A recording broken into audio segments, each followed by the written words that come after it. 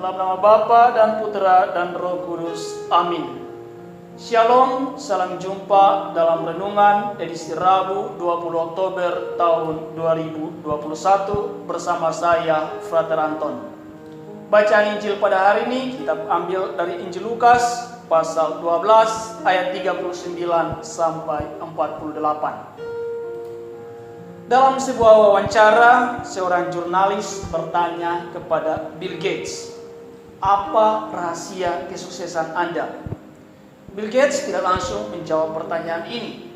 Ia justru mengambil sebuah cek, lalu memberikannya kepada sang jurnalis seraya berkata, "Silakan tulis berapa jumlah uang yang kamu mau." Sang jurnalis merasa tersinggung. Ia kemudian berkata, "Saya sedang tidak berbicara tentang hal itu, Pak Gates." Ia melanjutkan pertanyaannya lagi, "Apa rahasia kesuksesan Anda?"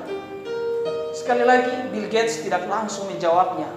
Ia justru melakukan hal yang sama, mengambil cek lalu menyuruh wartawan itu untuk menuliskan berapa jumlah uang yang ia mau.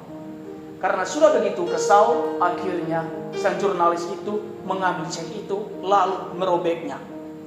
Melihat sang jurnalis yang sudah sangat kesal itu, Bill Gates kemudian memberitahu bahwa kesuksesan saya adalah tidak melewati setiap kesempatan seperti yang baru saja Anda lakukan.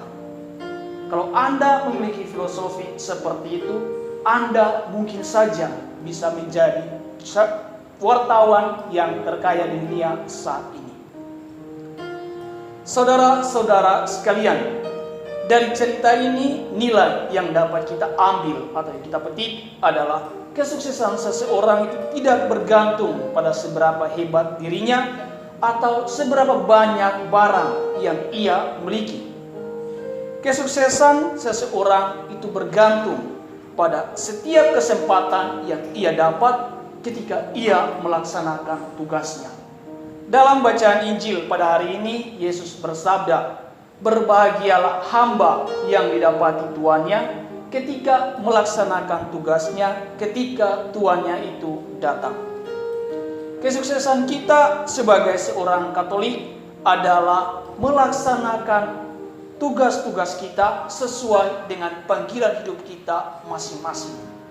Panggilan hidup kita sebagai seorang ayah, panggilan hidup sebagai seorang ibu, maupun panggilan hidup sebagai seorang anak. Selain tugas-tugas duniawi yang diembankan kepada kita, kita juga diminta untuk melaksanakan tugas sebagai seorang pengikut Kristus. Tugas sebagai seorang pengikut Kristus bukan hanya mewartakan atau mengabarkan kabar keselamatan kepada setiap makhluk. Tugas seorang pengikut Kristus bisa juga menjadi seorang agen perdamaian di tengah-tengah dunia ini. Perdamaian tidak dapat kita lakukan kalau kita sendiri belum mengalami ataupun merasakan perdamaian itu. Oleh karena itu, perdamaian itu harus muncul dan tinggal dalam diri kita sendiri terlebih dahulu, baru setelah itu kita wartakan kepada orang lain. Berdamai dengan diri sendiri, berdamai dengan sesama, dan berdamai dengan Tuhan adalah jalan untuk kita dapat mengalami kedamaian sejati. Bunda Maria merupakan salah satu agen perdamaian yang diberikan Allah kepada kita.